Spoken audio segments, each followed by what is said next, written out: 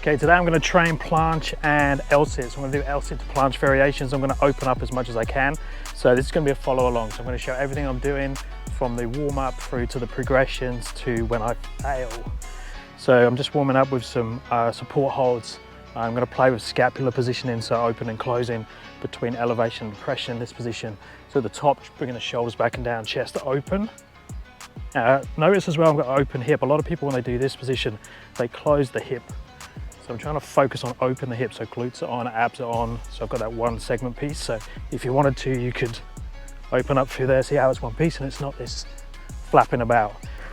So open hip position, passive hang, so going as deep as I can with the shoulder blades, keeping the body as one piece, and then pulling up to that active position, trying to keep the arms dead straight. So going between the active position, passive position.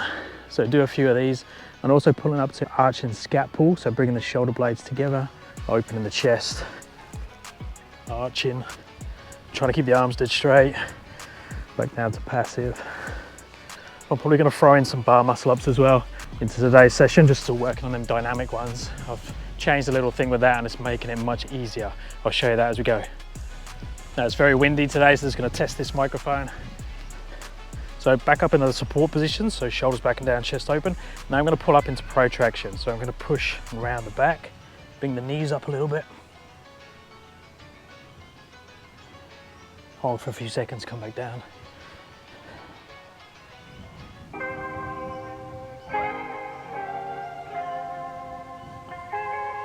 Okay, to get me ready for those bar muscle ups, I'm going to do a few pullovers.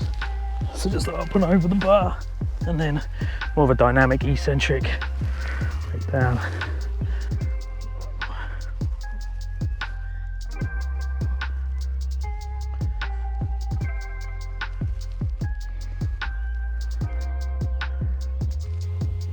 Okay, I'm going to pull up into a tuck planche position now, so I'm going to go into my normal L-sit. So just bring in the legs up as high as I can, showing control, and then I'm going to come through into my tuck planche. So I'm going to do about a 10-second hold here now, but this is quite comfortable for me. Hard to talk, it's comfortable.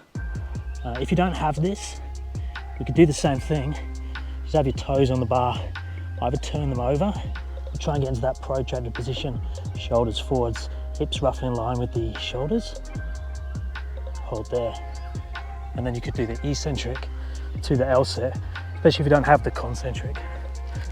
Obviously just bend the knees on the L-sit if you can't lift your feet up all the way. I'm feeling pretty comfortable with these now, so I'm going to do a pull over the bar, eccentric, and then go straight back into a bar muscle up, use dynamic entry. So the bit that I've been missing is that pushing through here, coming back again. I think that's one of the reasons the eccentric through to the concentric is easier than the concentric only up, because I was pulling from here and not pulling from here. So it's like I was going up that direction, where what I need to do is come back and around the bar. So let's just do the eccentric to start with though.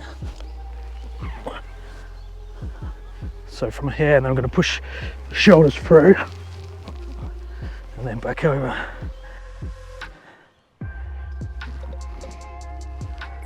So a few more reps now, so I'm not going to hold for as long, but I'm going to go to advanced tuck position, maybe do 2 or 3 repetitions. So again, from that L-sit position, pull through to open tuck, back to L-sit.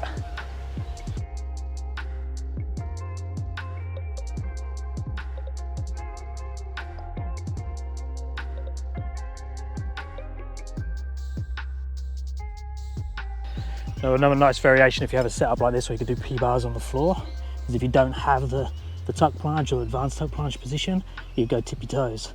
So you're still trying to get in that protracted position, trying to get the hips in line with the shoulders, hold that protraction, keep the arms straight. And then separately you can do the L-sit. So easier version of L-sit, keeping the knees bent, bend knees higher than hip crease, extend as much as you can, not this. So you want to keep the knees above the hip crease. So I'm still not an expert at these, but it's definitely unlocked in now, so I can nearly hit them every time. So it's much easier if I start here instead of here. And then I'm going to jump up, go through, open the chest, pull back with straight arms, try and pull around the bar before I bend the arms. And then I'll do the eccentric plus the concentrics.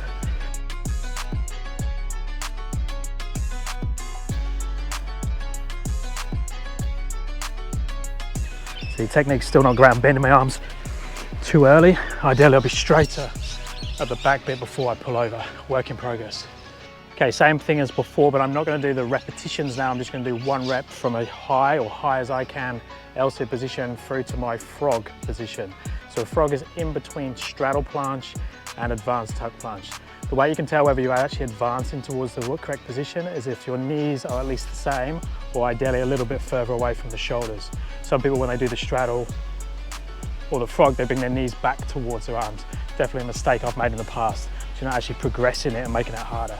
And how I'm going over the bar at the moment is still too hard work. With these dynamic ones, it should be relatively easy if I get the technique correct. It's definitely not easy yet. So starting back behind the bar again, keeping the arms straight, chest through.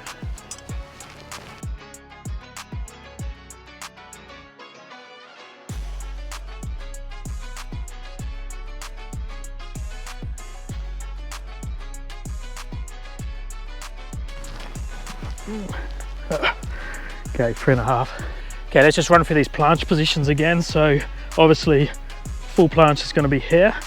Then we would open probably to a very small straddle planche with the hip fully open still, and wider straddle planche with the hip closed a little bit. Notice the feet coming up, hips might go up in the air a little bit. So in that position, frog like we just done. Advanced tuck, so advanced tuck is seen when the knees are in line with the hips and the back is flat. Tuck positions in there, and then we do have the single leg variations and also the half lay, so that one. So now I'm going to try and go from that frog position that I was in a second ago, this one, to my straddle. I'm going to try and open the hip up as much as I can for about a 5-second hold.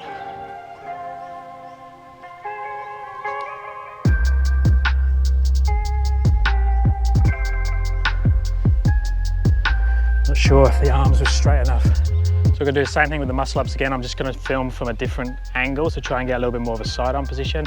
I recommend you do the same when you're training these type of skills. With the bodyweight stuff, handstands, planches and stuff like that, you often go into positions that you think you're in, but then if you watch a video back, you're not actually in the positions.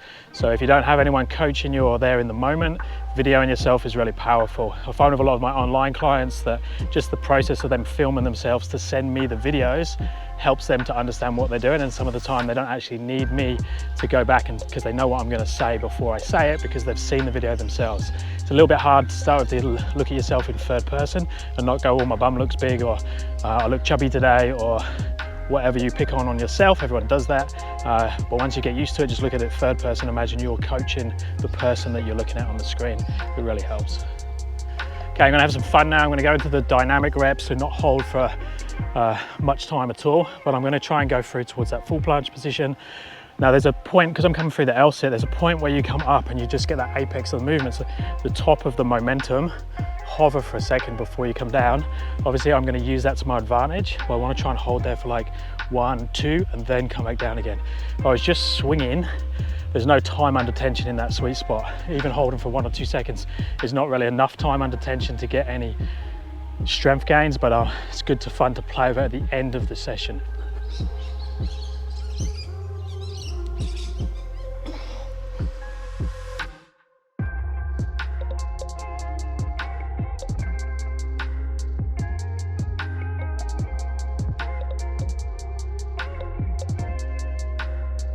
It's definitely more habits, I think, because those first 2 felt easier than any of the others I've done, and I'm a good way through the session now. Okay, I'm going to leave the video there. Let me know if you have any questions and I'll speak to you next time. Thanks, guys.